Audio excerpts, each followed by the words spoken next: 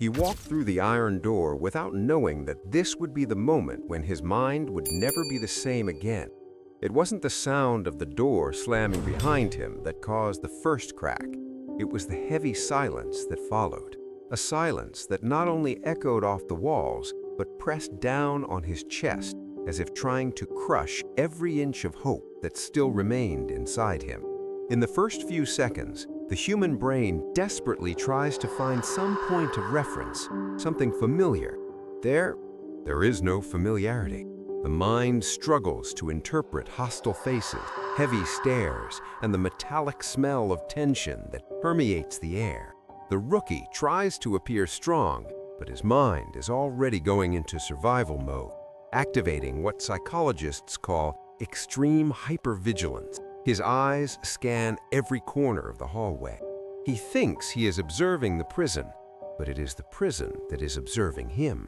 Every step, every movement, every twitch at the corner of his mouth reveals more about his mental state than he realizes. The veterans notice everything, the guards too, and his brain knows it, which creates a biological whirlwind of fear hidden behind a hard expression.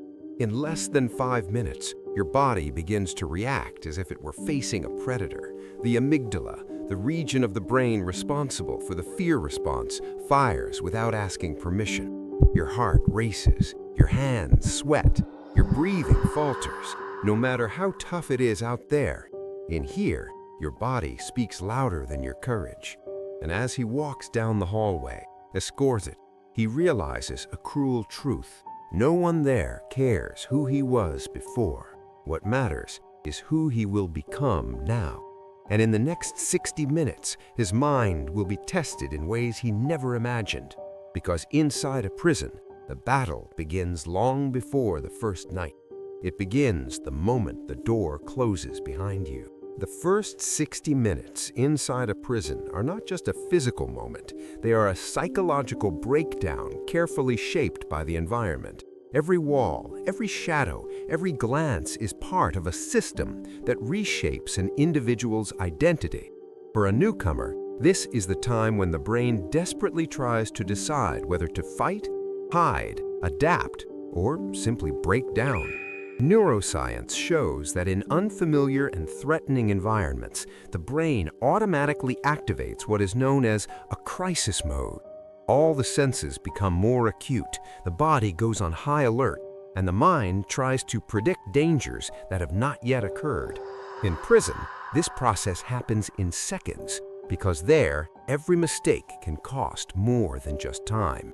For a newcomer, this psychological transformation is invisible but relentless.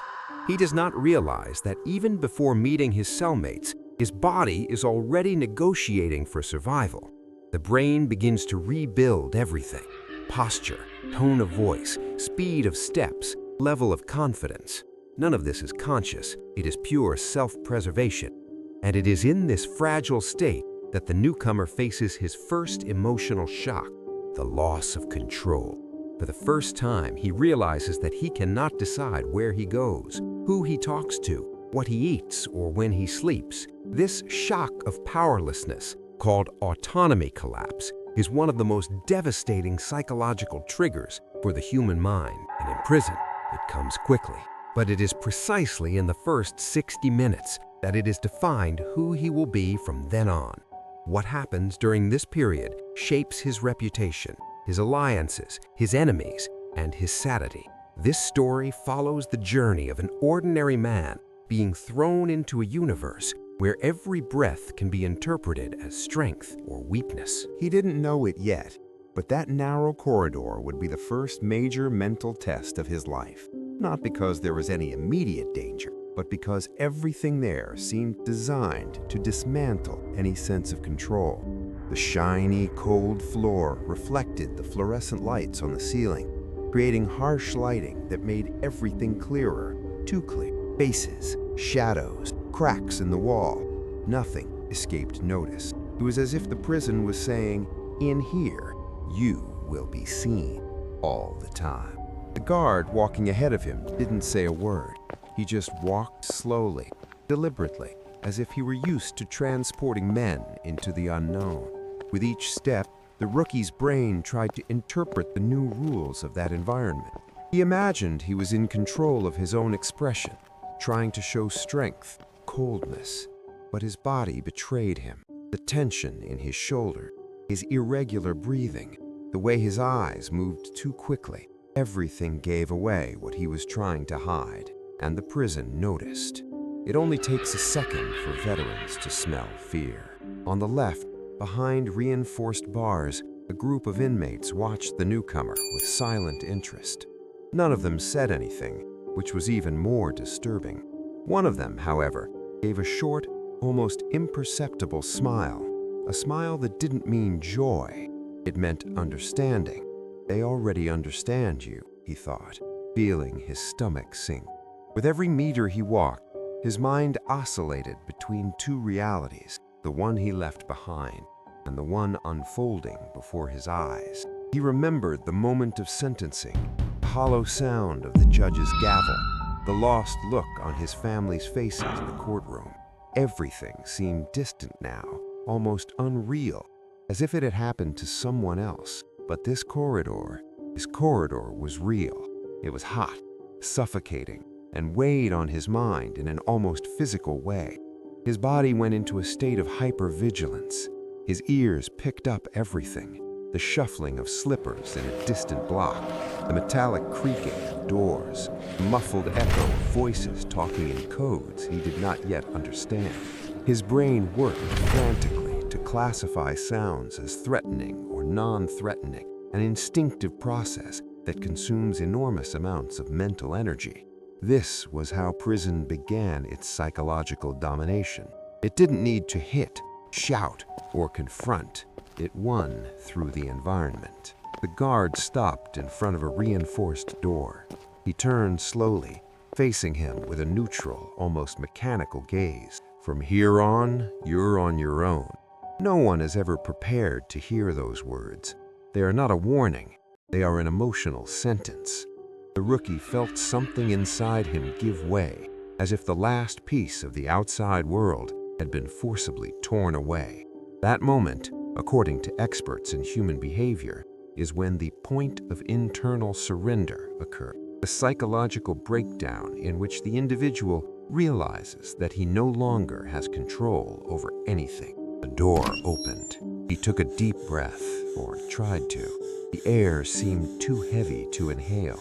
And then, with slow steps and a mind in silent collapse, he crossed the threshold into the new world that awaited him. The door closed behind him with a metallic sound that seemed to pierce his spine. It wasn't just a noise. It was the audible confirmation that the world had changed. The cell was smaller than he had imagined, with a yellowish light flickering from time to time, creating shadows that danced on the walls as if they had a life of their own. It was impossible not to feel that something was wrong there, something that his brain detected even before he understood it. The first psychological impact came when he noticed the smell, a mixture of iron, old sweat, and something indefinable, as if the air carried the memories of everyone who had passed through there. The smell seemed old, stuck in the concrete, ingrained in the structure. It was as if the cell had a history, and it wasn't a good one. His body reacted immediately, stiffening. The human mind, in situations of confinement, tends to look for ways out even when there are none. He looked at the door, then at the small barred window, as if there were some chance of escape. There wasn't. He took 2 steps inside and felt the psychological weight of the space. The brain registers small environments as threatening. It's instinctive, ancestral. Inside, every inch seemed to press down on him. He began to feel his breathing shorten, but tried to control it. He tried to appear strong, even though no one was watching at that moment. Prison has that power. It makes a man feel ashamed of his own fear, even when he is alone. In the corner of the cell was a narrow bed with a thin mattress that seemed more like a spiritual challenge than a place of rest. He ran his hand over the rough surface, as if touching the beginning of a new identity he had not chosen. The sound of footsteps echoed in the hallway outside, and he froze. Any movement, any sound, was registered by his mind as a possible threat. It was as if the outside world had become remote, distant, and everything now boiled down to the sound of other people's breathing and footsteps. The cell also had inscriptions scratched into the wall, marks, dates, incomplete sentences. He touched one of them, feeling the uneven texture of the concrete. The human mind seeks meaning when it is lost, trying to connect with any trace of humanity. He tried to imagine who had written it, someone who resisted, someone who broke. The silence answered for itself. The cell didn't tell stories, it hid them. He then noticed a detail that grabbed him like an invisible claw. The mirror, a small broken mirror stuck above the sink. When he looked at himself, he realized there was something different about his own expression. His eyes were wider, more tense, as if they didn't belong to his face. He wasn't seeing himself. He was seeing the version of himself that prison was shaping. And that reflection scared him more than any physical threat could. He sat down on the bed, feeling the cold metal vibrate slightly. Outside, a distant voice shouted something impossible to understand, and for a second he imagined that it had something to do with him. The mind begins to create non-existent connections when under pressure. It's the brain trying to maintain control in a situation where there is no control whatsoever. That was only the first minute inside the cell, but it already felt like an eternity. He didn't know how long he had been sitting on the bed. In prison, time doesn't pass, it weighs heavily. And in that first hour, every second seemed doubled, stretched, inflated by an anxiety that his brain tried in vain to tame. The newcomer kept his eyes on the closed door as if expecting something or someone to appear at any moment. The silence was not silence, it was vigilance. The human mind has a primitive instinct called selective threat attention. In dangerous environments, it obsessively focuses on anything that might indicate risk. And there, inside that cramped cell, his brain turned the door into the absolute center of his existence. He listened to everything. Shuffling footsteps, the sharp click of keys being turned, murmurs and codes he did not yet understand. Each sound was analyzed, classified, and almost always interpreted as dangerous. The prison did not need immediate violence to frighten him. The mere idea of the unknown did the job. He stood up, unable to remain still. His body needed to move, as if that would allow him to escape the suffocating feeling that tightened his chest. He took a few steps toward the small barred window. Outside, the hallway was almost dark, lit only by a faint light at the end. The guard passed slowly, and the rookie instinctively backed away. This reflex, automatic fear, irritated him deeply. He hated feeling this way, vulnerable, predictable. Body doesn't lie. As he took a deep breath trying to regain his balance, he noticed another disturbing detail: the feeling of being watched. Even alone in the cell, even with the door closed, he had the constant impression that invisible eyes were following him. This psychological phenomenon, known as hyperattribution of intention, is common under extreme stress, and the more he tried to ignore it, the more real it became. He walked around the cell again, touching the rough walls as if seeking some connection with reality. The concrete, hard and cold, seemed to pulsate slightly under his hand. It was just the distant vibration of the prison, but his mind interpreted it as something alive. The cell had a presence, it had weight, it had history. He felt it as a pressure in the back of his mind, as if he were stepping on someone's territory, or everyone's. Then a brief sound broke his spiral of thoughts. 3 sharp knocks on the wall next to him. Not loud, not threatening, just intentional. He froze. His mind went on high alert. He waited. His heart raced. No other sound came, but that was enough. That small gesture, simple, almost insignificant, triggered a storm of thoughts. Who is it? Is it a warning? Is it a test? Is it an invitation to something? His breathing became short again. His brain, overcome with hypervigilance, began to imagine faces, possibilities, and dangers. The wall was now not just concrete, it was communication. It was interaction. It was an invisible line connecting his mind to another unknown mind right next to him. And in that instant, for the first time, he realized a truth even more frightening than imprisonment itself. He was not alone. The 3 knocks on the wall continued to echo inside him long after they had ceased. They created a kind of phantom memory, as if the sound had lodged itself between his thoughts, vibrating at its own rhythm. The rookie tried to remain calm, but the human mind, under stress, rarely cooperates, especially when faced with the possibility of being noticed within a predatory ecosystem. He put his ear to the wall. Nothing. Just dense, vivid, restless silence. In a prison, silence never means absence. It means waiting. It means intention. It means that someone, somewhere in that labyrinth is monitoring, calculating, testing reactions. And now he was part of that psychological game, even if he didn't want to be. Suddenly, almost imperceptibly, a distant voice in the hallway, low, dragging, a conversation that was impossible to understand, but seemed to be filled with muffled laughter. The rookie felt his body tense up, not because of the content, but because of the tone. That kind of laughter wasn't fun, it was recognition. It was the kind of laughter predators make when they spot movement in the tall grass. His brain began to work overtime, interpreting every micro detail as a potential threat.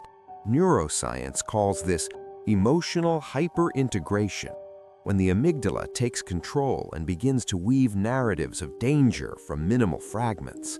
Prison is the perfect environment for this. There, the very architecture is designed to amplify fear. He took 2 steps back, moving away from the wall as if it might explode. He sat down on the bed again, but the feeling of being watched did not diminish. It was like being in the center of an invisible arena. Every movement seemed to be monitored, recorded, evaluated by eyes he could not see, eyes that understood weaknesses better than specialized psychologists. Suddenly, another sound, shuffling feet just above. The metal structure reverberated and the ceiling vibrated slightly. The newcomer looked up. He imagined the inmate in the cell above, walking, watching, listening. In prison, information spreads faster than the wind. The newcomer always becomes the topic of conversation. The newcomer always becomes the target. In this whirlwind, his mind began to play tricks on him. An almost inaudible murmur seemed to come from the darkness of the hallway, or maybe it was just the air passing through the cracks. But his brain was already calibrated for the worst. And when the mind enters paranoid listening mode, any noise becomes a message becomes a warning becomes a threat. He closed his eyes, trying to control his breathing. He inhaled, he exhaled, but his body wouldn't obey. His heart raced, each beat echoing in his chest, as if trying to escape. The entire cell seemed to pulsate with him. Then something different happened. A new sound, a single word, very low, almost a whisper, coming from the cell next door. Calm down. The rookie opened his eyes immediately. His whole body froze. He stared at the wall as if he could see through it. The word was spoken neutrally, no threat, no provocation, but that didn't make it less disturbing, because if someone was trying to calm him down, that meant someone was watching his reaction the whole time. And that, in that prison, was scarier than any explicit threat. The words still hung in the air. Calm down. So simple, so short, and so destructive. Because in there, nothing was said without intention. Nothing was whispered without purpose. The rookie remained seated on the bed, motionless. His breathing now came in small puffs, as if he wanted to avoid making enough noise to be noticed again. The cell next door remained silent, impenetrable, a black box to which he had no access, but which had full access to him. He tried to mentally reconstruct the voice. It was masculine, but soft, a medium tone, without aggression, without sarcasm, without haste, almost paternal.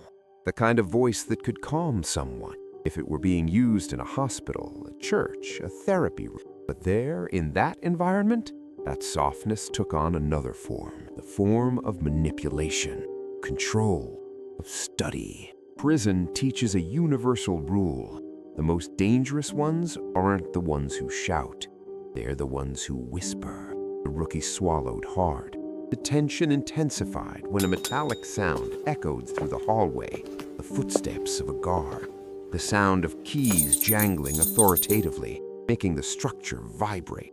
Normally, that would have relieved a beginner, but he noticed something strange. The voice had been spoken just before the guard approached, as if the person next to him knew the exact moment when he would have a window to speak without being caught, as if he knew the rhythm of the prison inside out.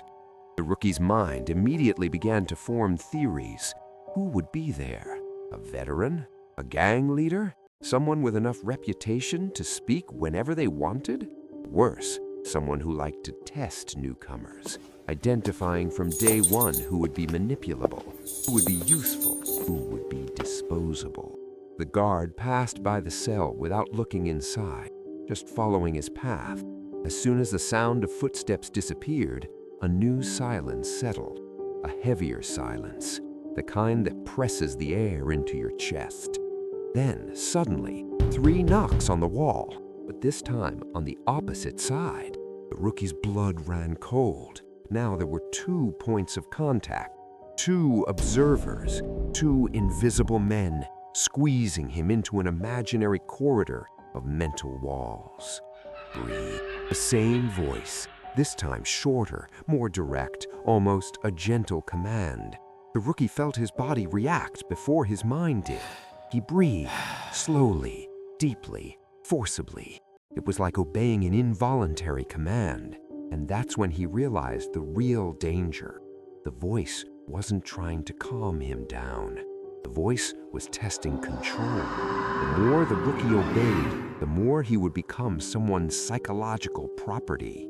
Prison works like a chessboard, and he had just realized that he was already being moved. A chill ran down his spine. Whatever was in that cell next door was not a friend, was not an enemy, was something worse.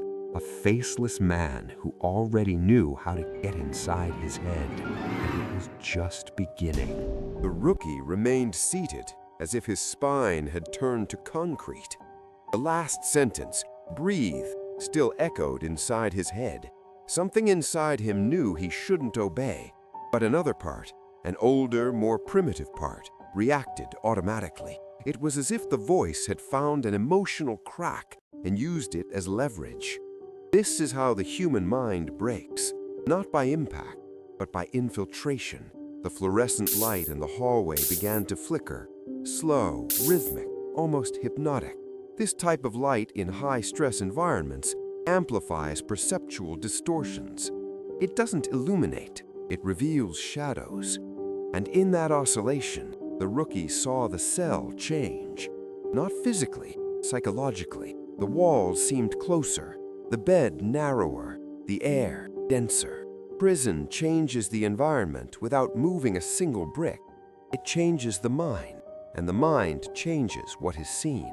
Suddenly, something cold touched his ankle.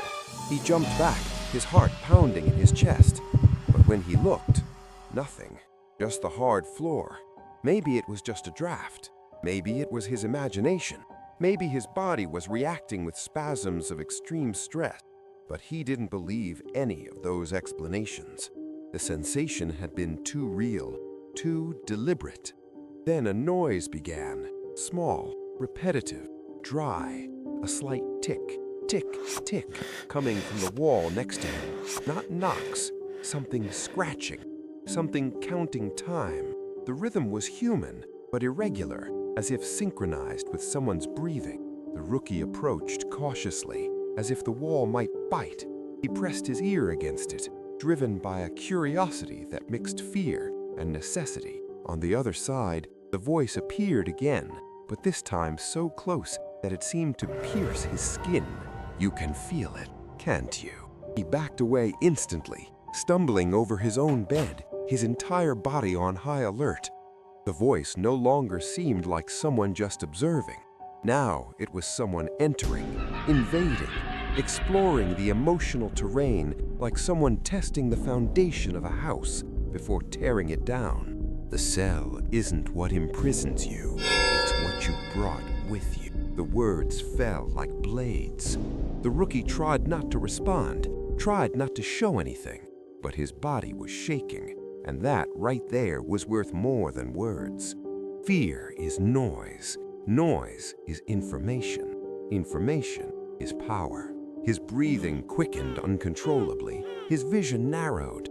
His mind began to produce flashes of memories, mistakes, decisions, the moment of judgment, the sound of the iron closing behind him. The prison had no walls. It had amplifiers of regret. The voice then whispered something that made the rookie feel the ground disappear. The worst place isn't here inside. It's inside you. And suddenly, total silence. Not physical silence, but psychological silence. The kind that happens when the brain becomes too overwhelmed to keep fighting. The kind of silence that precedes a breakdown. And there, in the darkness of that cell, the rookie finally realized he hadn't found his enemy yet, but his enemy had already found him. And that's what he felt in that cell. Not the weight of the walls, but the weight of himself. Not the threat of others, but the threat of his own mind opening cracks he had never seen before. The truth is simple and brutal. Prison doesn't begin when the door closes. It begins when you realize you can no longer close the door inside yourself. And for many, that's the real breaking point. If you've made it this far, I need to ask, in your opinion, when did the rookie really start to crack? Was it when he heard the beats, the word calm, or when his voice revealed something he himself was trying to hide? Comment below. Your analysis matters more than you think. And before you leave, don't forget, subscribe to the channel to receive new stories from the prison world. See you in the next episode.